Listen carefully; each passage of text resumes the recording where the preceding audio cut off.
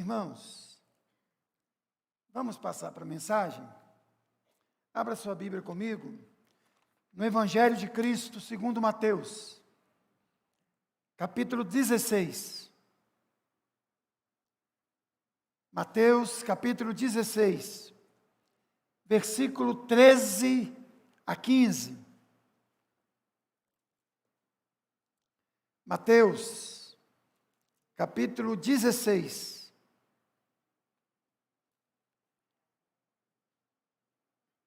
a 15. Depois capítulo 8, verso 27.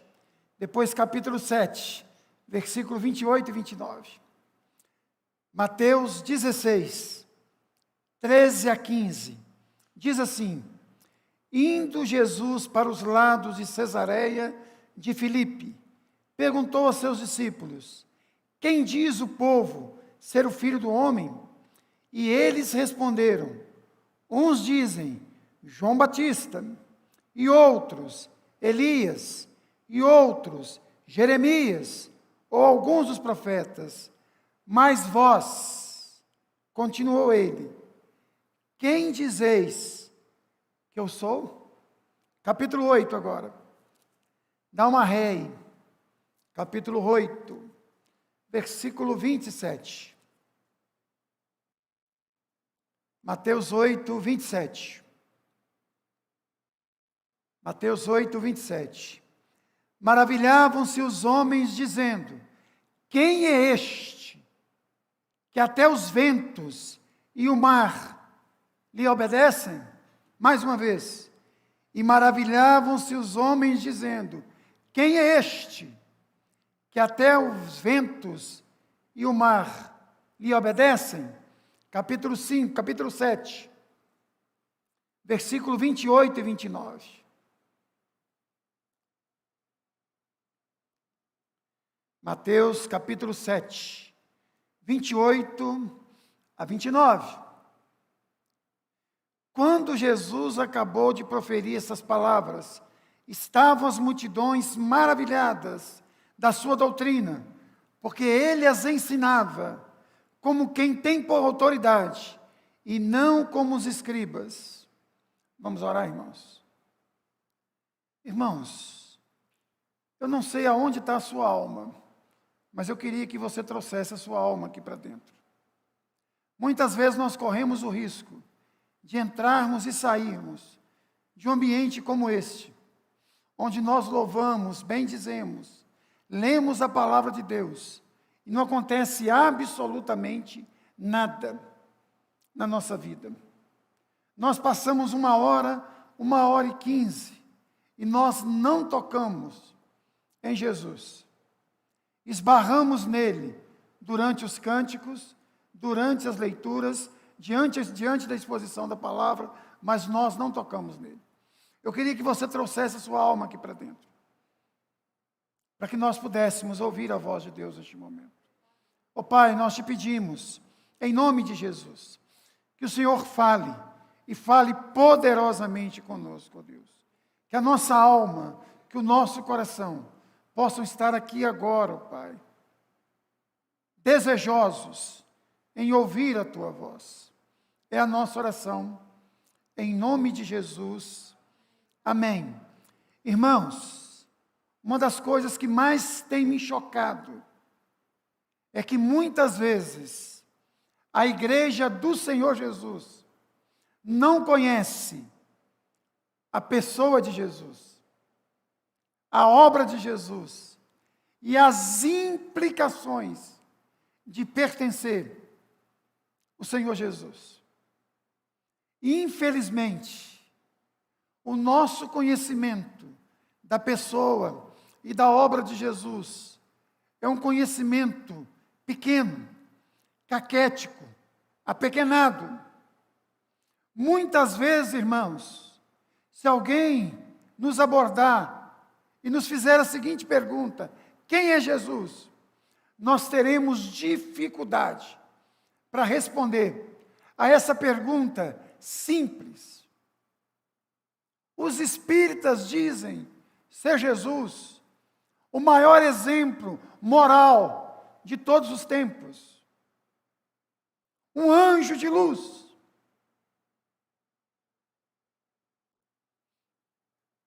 Os muçulmanos dizem ser Jesus um profeta, à semelhança de Moisés, de Elias, mas menor do que Muhammad. Os ateus dizem ser Jesus apenas um homem diferenciado dos outros homens. Mas você, que se diz discípulo do Senhor Jesus, quem é Jesus para você? Você o conhece pessoalmente? João 8,32 se aplica na sua vida. E conhecereis a verdade, e a verdade vos libertará.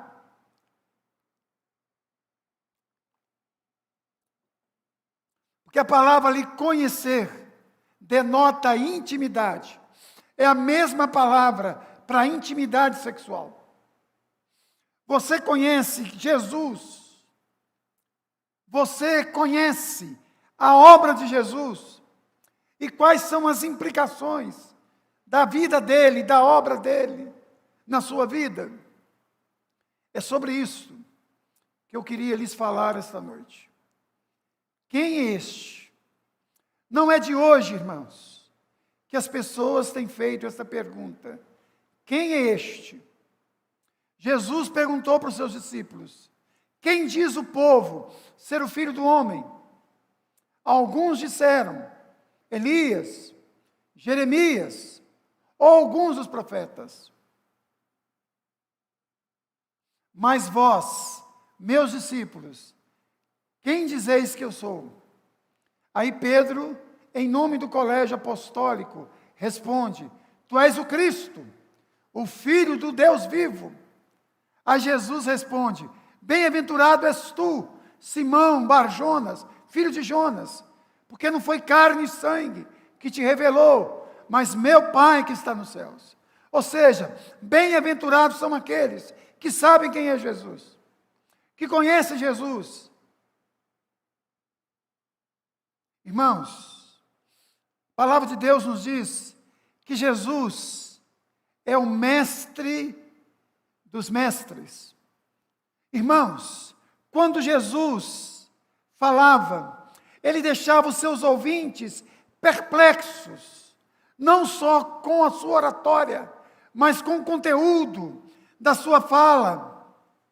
Jesus usava as Escrituras, a palavra de Deus, não para vencer uma discussão, mas mudar a história das pessoas.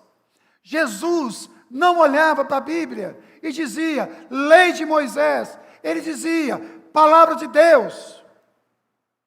Jesus é o mestre dos mestres, porque Jesus sabia de fato quem é grande no reino de Deus e quem é pequeno no reino de Deus.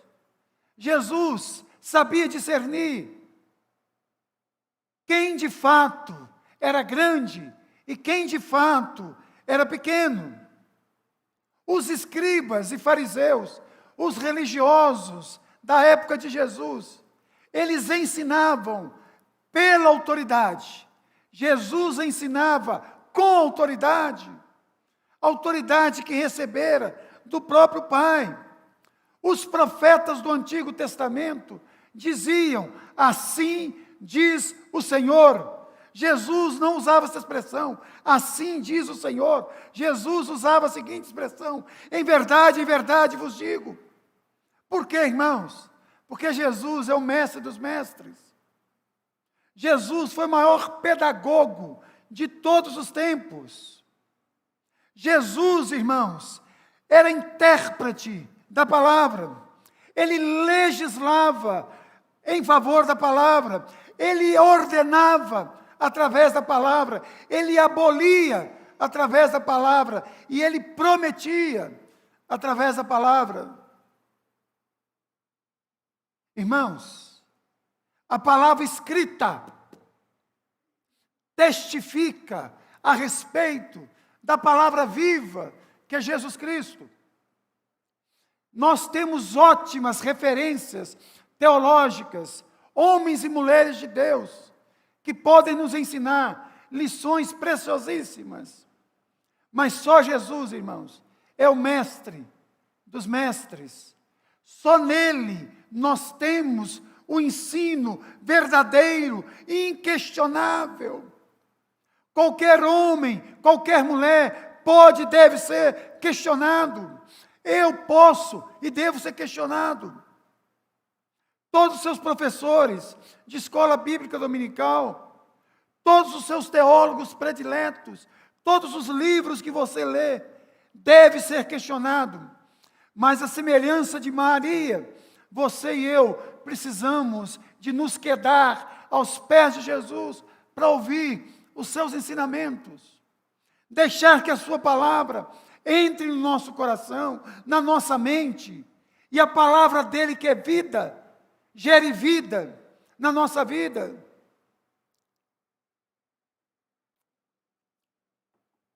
Jesus não é um mestre, Jesus é o mestre.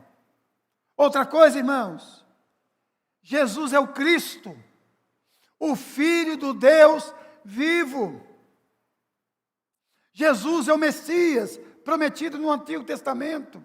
Jesus é o cumprimento da profecia de Gênesis 3,15. Ao filho da mulher que pisaria na cabeça da serpente. Jesus sempre soube quem ele era. Aos 12 anos de idade, seu pai e sua mãe o encontrou conversando com os doutores da lei. E Maria disse a Jesus: seu pai e eu estamos preocupados com você. Ele respondeu: importa estar na casa de meu pai. Jesus sabia que todas as profecias convergiam nele. Jesus sabia que ele era a profecia e ao mesmo tempo o profeta, artigo definido. Muitas vezes nós achamos que Jesus Cristo é o nome dele. Jesus é o nome dele. Cristo é o título, o ungido, o Messias, o prometido. Suas primeiras palavras públicas foram: o tempo está cumprido. O reino de Deus está perto de vós. Arrependei-vos e crede no Evangelho. Jesus nunca se fez de arrogado. Ele sempre deixou claro quem ele era. Qual era a sua missão? Quais são as implicações da sua missão? Jesus é o Evangelho, gente. A gente acha que o Evangelho é um livro. A gente acha que o Evangelho é uma coleção de regras e normas. O Evangelho é uma pessoa. A palavra Evangelho significa boas novas. Que boas novas são estas? Que Deus deixou um monte de regras e normas que precisam ser seguidas? Não! O Evangelho é uma pessoa, a pessoa bendita de nosso Senhor e Salvador Jesus Cristo. As boas novas significam que Deus estava em Cristo, reconciliando consigo o mundo. Jesus é o Cristo, Jesus é o Evangelho, Jesus é a profecia, Jesus é o profeta, Jesus é o cumprimento de todas as coisas. Jesus é aquele que tem autoridade para admitir pessoas no reino. É o mesmo que tem autoridade para excluir pessoas do reino. Jesus também, irmãos, é o Senhor. Deixa eu dizer uma coisa para você. Jesus é muito admirado, mas é muito pouco obedecido. Jesus sempre deixou claro que o seu ensinamento era para ser obedecido. Muitas vezes nós admiramos as palavras de Jesus, os ensinos de Jesus, a forma com que Jesus ensinava. mas nós não obedecemos, nós não vivemos as palavras de Jesus. Irmãos, depois que Jesus lavou os pés dos seus discípulos, de todos eles, Jesus fitou os olhos em todos eles e disse: vocês me chamam de mestre e de senhor. E é verdade, eu sou mestre e eu sou senhor. Agora, eu que sou mestre e senhor, fiz essas coisas, vocês precisam de fazer também.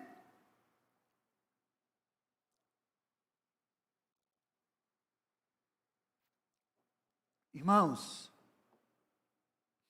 Jesus chega a dizer: por que vocês me chamam de Senhor, e não fazem o que eu mando? Não adianta nada vocês me chamarem de Senhor, não adianta nada vocês se reunirem em assembleia, não adianta nada vocês cantarem bonito, pregarem bonito, falarem bonito e não viverem, não colocar em prática aquilo que eu vos ensinei. Jesus, no Sermão do Monte, ele termina dizendo que se você e eu não construirmos a nossa vida sobre os seus ensinamentos, quando a chuva cair, o vento soprar e o rio transbordar, a nossa casa vai cair. A nossa casa não permanecerá de pé. Então, irmãos, deixa eu dizer uma coisa para você. Jesus só é Salvador de quem Ele é o Senhor. Quando eu digo que Jesus é o Senhor, eu estou dizendo que eu me submeto à sua vontade. Quando eu digo que Jesus é o Senhor, eu estou dizendo muita coisa. Por exemplo, a primeira confissão de fé dos cristãos foi essa: Jesus Cristo é o Senhor. Hoje, isso fala muito pouco, mas no início do cristianismo era uma frase radical, porque no início do cristianismo se dizia: César é o Senhor. Quem não confessasse o imperador como Senhor era morto, era expulso de casa, perdia os seus bens, perdia sua família. Mas os cristãos diziam: não é César o Senhor, Jesus é o Senhor. Isso significava o seguinte: eu sou servo dele. Significava: logo já não sou eu quem vive, mas Cristo vive em mim. Significa que eu estou disposto a morrer e viver por ele. Significa que a minha vida não está sob o controle de Roma, mas a minha vida está debaixo do controle de Jesus. Hoje, irmãos, é o lema da Igreja Universal do Reino de Deus: Jesus Cristo é o Senhor. Que diferença, hein? A primeira confissão da igreja primitiva se tornou o lema da Igreja Universal do Reino de Deus.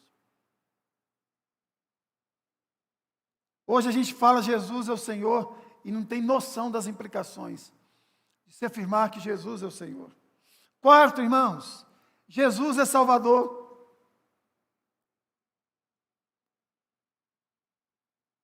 Jesus é o único, irmãos, que pode te salvar, que pode me salvar.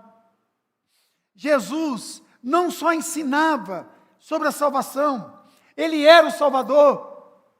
Jesus é a única ponte que pode nos levar aos braços do Pai. Se Jesus era o profeta e a profecia, Jesus é o sacrifício e, ao mesmo tempo, o sumo sacerdote. Irmãos, é assustador quando eu vejo seres humanos depositarem a sua fé, a sua esperança em um outro ser humano. É aquilo que Jesus nos ensina: se um cego guiar outro cego, ambos cairão no buraco. Irmãos, deixa eu dizer uma coisa para você. Quando Paulo diz: sede meus imitadores, ele acrescenta, porque eu sou de Cristo. Nós não temos salvadores, nós temos apenas um Senhor e Salvador. Aí no capítulo 9, irmãos, verso 2 em diante, principalmente, irmãos, verso 5, pois qual é mais fácil dizer, estão perdoados os teus pecados, ou dizer, levanta-te e anda. Ora, para que saibais que o Filho do Homem tem sobre a terra autoridade para perdoar pecados, disse então ao paralítico, levanta, toma o teu leito e vai para a tua casa. Agora o capítulo 9, verso 12. Mas Jesus, ouvindo, disse, os sãos não precisam de médicos, ou de médico, e sim os doentes. Irmãos, Jesus aqui está usando de ironia, porque diante de Deus, todos nós estamos doentes. Só que Jesus está dizendo, vocês, fariseus, se acham bons demais, vocês se santificam, vocês salvam a si mesmos, por isso que vocês não se acham doentes diante de Deus. Agora, deixa eu dizer uma coisa para você, a lei de Deus funciona como um raio-x, para dizer para mim e para você que nós estamos enfermos, para que você e eu possamos ir ao médico dos médicos para sermos curados. Jesus também é juiz, irmãos. Jesus veio como servo, nós sabemos disso. Ele se encontra hoje como advogado, nós também sabemos disso. Mas Jesus virá, irmãos, como juiz. Ele voltará como juiz. E ele deixa bem claro isso. Quando ele fala que só há dois senhores, que só há duas estradas, e só há duas formas de viver. Só duas. Lá no capítulo 7, na sua Bíblia aí comigo. Versículo 12, 13 e 27. Capítulo 7.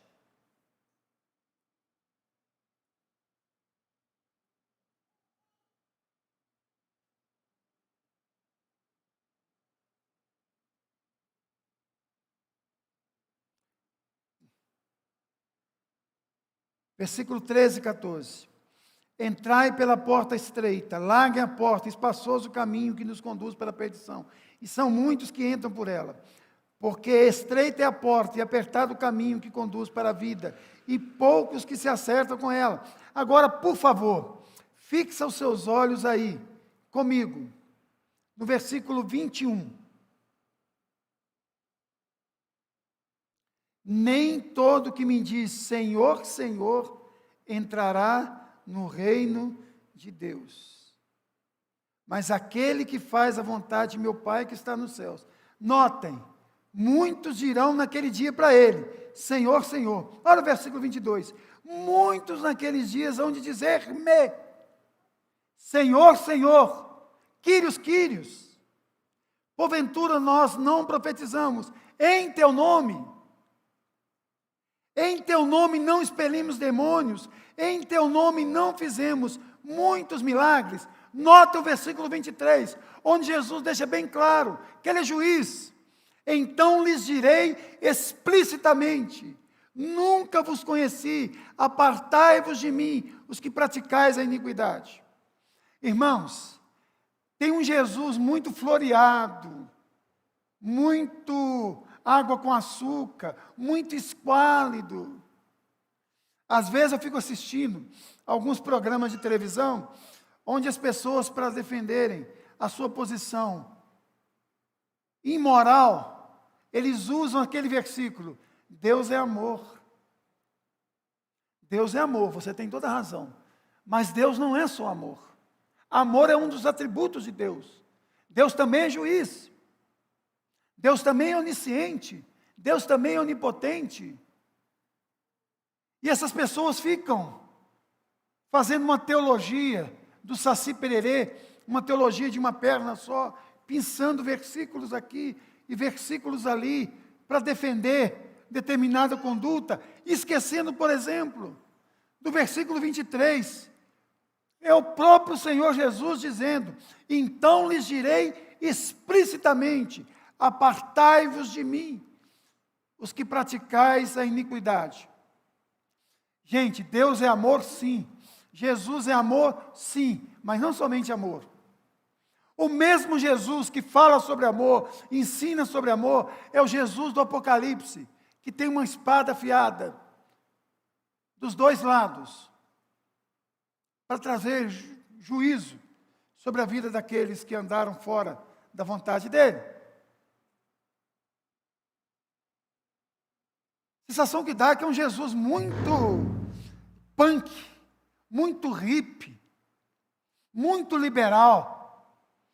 Aí toda a época de eleição começa a bobagem.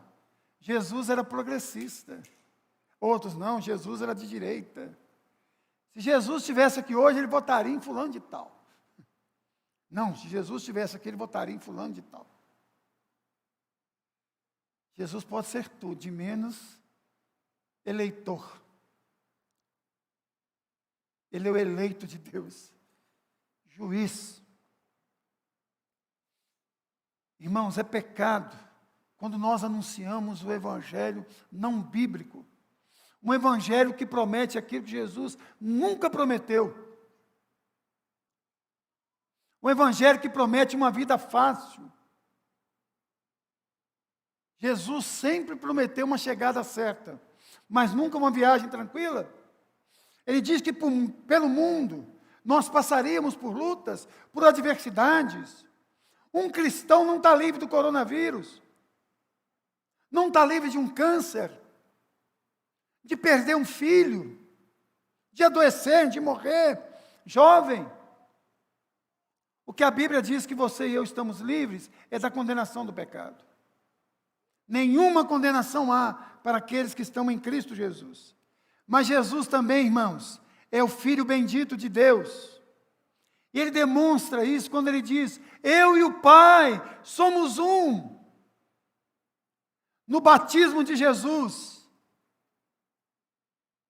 uma voz veio do céu e disse: este é meu Filho amado, em quem me comprazo, em quem eu tenho todo o meu prazer.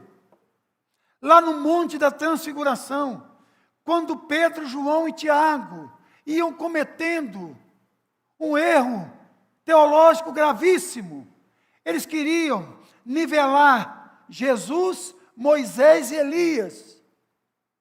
Colocar Jesus, Elias e Moisés no mesmo patamar. Fazer uma tenda para Moisés, para Elias e para Jesus. Vem uma voz do céu e diz: este é meu Filho amado, a ele ouvi. Ou seja, ele é o cumprimento das profecias de Elias, da lei de Moisés. Nele tudo converge.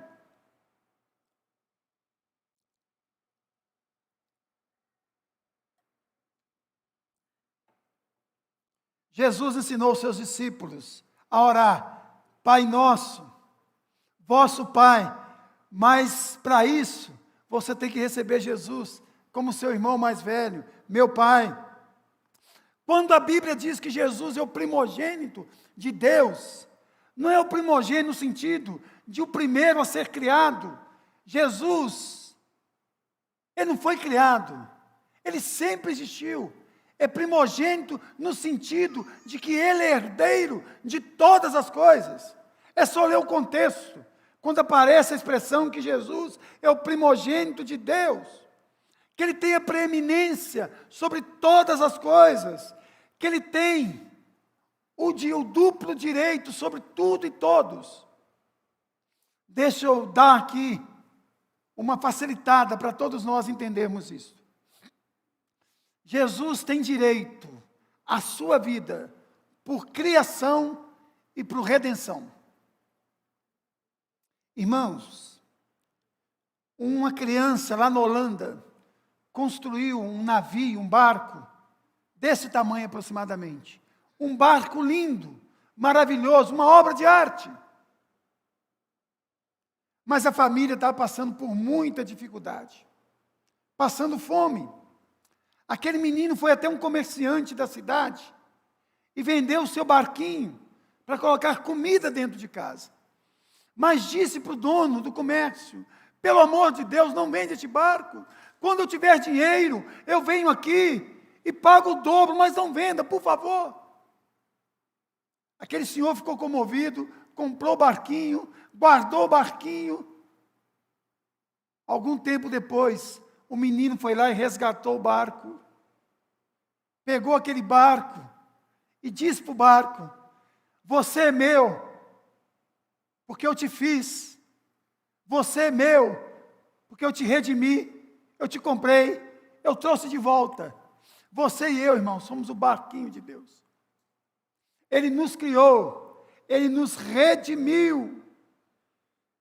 Ele tem duplo direito sobre a nossa vida. Duplo direito. Se você não pensa assim, sua mente não é bíblica. Sua mente não é bíblica. Você não conhece ainda o Jesus da Bíblia. Mas Jesus também é Deus, irmãos. Deus Filho. A segunda pessoa da Trindade. Aí você diz assim: puxa vida. Geraldo Márcio agora está numa situação difícil. Como que Geraldo Márcio vai mostrar isso para a gente no Sermão do Monte? Eu mostro. Abra sua Bíblia comigo, por favor, no capítulo 5 aí.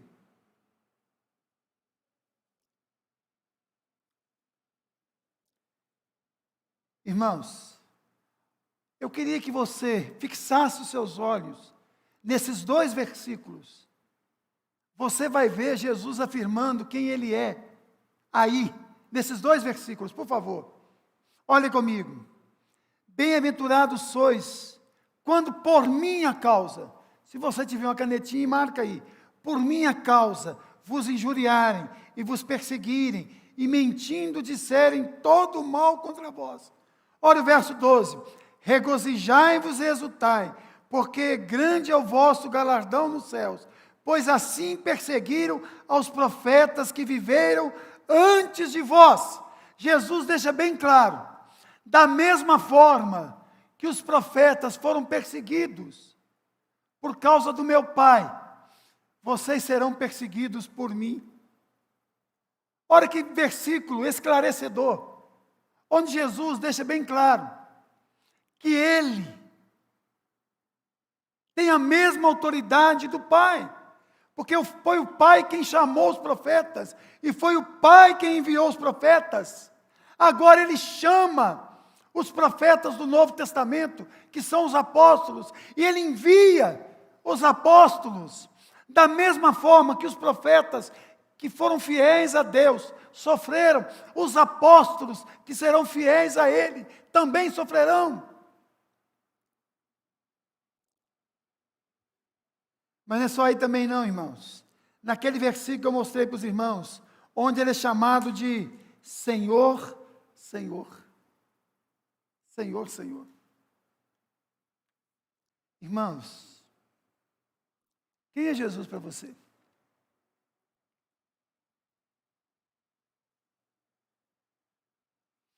Tentaram até fazer um Jesus parecido com Che Guevara, e fazer com que Che Guevara parecesse com Jesus. Jesus é o mestre dos mestres para você. Se Ele for, você vai dar ouvidos a Ele. Jesus é o Cristo para você, o Messias tão esperado, aquele que viria para trazer vida, e vida em abundância, que viria para pisar na cabeça da serpente. Jesus é quem para você?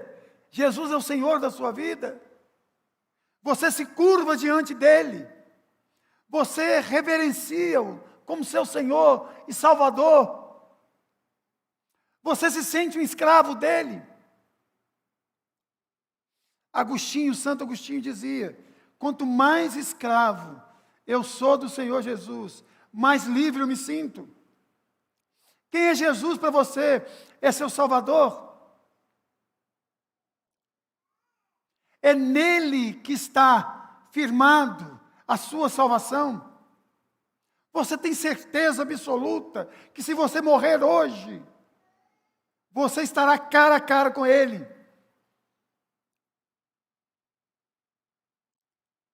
Você entregou a sua vida para Ele. Você reconheceu que você é um miserável pecador e que precisa ser salvo. Você tem consciência também, irmãos, que o mesmo Jesus que veio como servo, se encontra como advogado, voltará como juiz?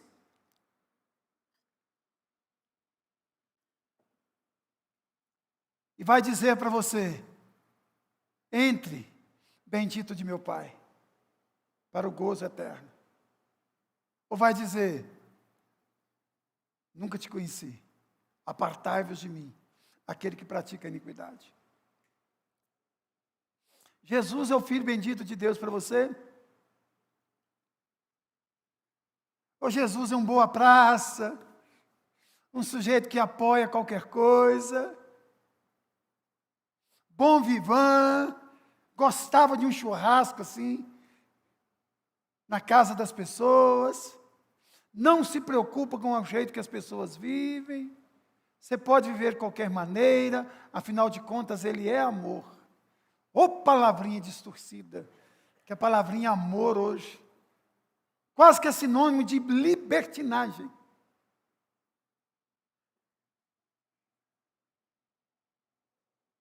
Eu fico assustadíssimo com o que eu tenho visto aí. E pior, quantas pessoas estão usando este nome santo para roubar dinheiro das pessoas? Para sacar dinheiro das pessoas. Quase que é um assalto à Bíblia armada, né? Aponta a Bíblia e diz: me dá o seu dinheiro, senão você vai para o inferno, senão você vai ser amaldiçoado. Deus nos livre. Jesus é Deus para você? Irmãos, eu termino com um parágrafo de um escrito de C.S. Lewis, que diz assim: um homem que fosse somente homem e dissesse as coisas que Jesus disse, não seria um grande mestre moral, seria um lunático. No mesmo grau de alguém que pretendesse ser um ovo cozido, ou então o diabo em pessoa. Faça a sua escolha. Ou este homem era e é o Filho de Deus, ou não passa de um louco, ou coisa pior. Você não pode querer calá-lo por ser um louco, pode cuspir nele e matá-lo como um demônio, ou pode posterná-lo a seus pés e chamá-lo de Senhor em Deus, mas ninguém venha com paternal condescendência dizer que ele não passa de um grande mestre humano. Ele não nos deixou essa opção e não quis deixá-la. Ou você crê que ele é que disse que é, ou você está dizendo: Jesus é um doido, um lunático. Não dá para dizer que Jesus é gente boa, que Jesus é um mestre da moral. Porque se Jesus é um mestre da moral e mentiu que ele era Deus, ele não pode ser um mestre da moral. Então C.S. Lewis, ele diz o seguinte: ou Jesus foi o maior megalomaníaco de todos os tempos, ou Jesus foi um endemoniado, ou é Deus. Você não tem outra opção. Não dá para dizer que Jesus é aquilo que ele nunca disse ser. Então a opção é sua, irmãos. O tema da mensagem de hoje é: quem é este? Quem é este? Quem é Jesus? Essa resposta é você que tem que dar. Para você mesmo. E para Ele. Eu não posso dar essa resposta para você.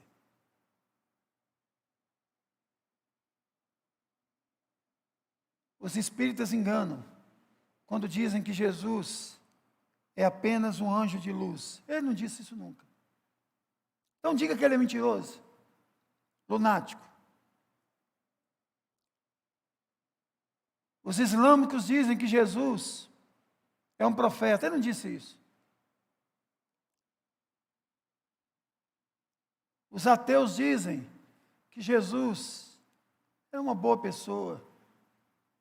Tem gente que diz que Jesus foi até hippie, né? Não. Você não tem essa opção. Ou você acredita que ele é tudo isso aqui. A melhor coisa a fazer é abandonar a fé cristã. Quem é Jesus para você? Queria que você respondesse essa pergunta. Quem é Jesus para você? Irmãos, como igreja nós temos que saber responder essa pergunta. Não faz sentido existir uma igreja se nós não sabemos quem é Jesus. Se Jesus não é Senhor dessa igreja, não podemos fechar essa igreja, não faz sentido. É melhor você ter uma cota no clube. É melhor você assinar a Sky, o Amazon Prime. Ficar em casa assistindo um filme. Mas se Jesus é Deus e Ele é, vale a pena adorá-lo, bendizê-lo, curvar ante os seus pés. Vamos orar, gente? Curve a sua cabeça, por favor. Feche os seus olhos.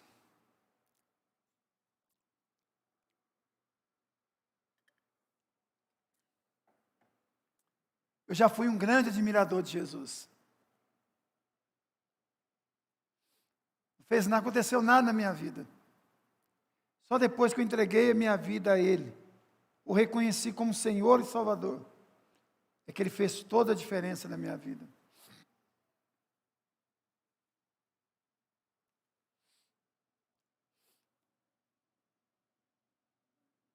Senhor Jesus, Senhor da glória. Se tem alguém aqui esta noite que ainda não conhece o Senhor, que o Senhor, ó Pai, através do ministério do Espírito Santo, esteja se apresentando a essa pessoa, Pai. Mostrando de fato quem Tu és. Se tem alguém no nosso meio que tem andado na contramão da Tua vontade, que essa pessoa seja endireitada pelo Senhor esta noite. Que essa pessoa possa se render ao Jesus da Bíblia, ao Jesus que é o mestre dos mestres, ao Jesus que é Senhor dos senhores, ao Jesus que é Salvador de todos aqueles que o reconhecem como tal, que é Senhor, que é Rei, que é Juiz, que é o Filho bendito do Pai, mas também Deus Filho.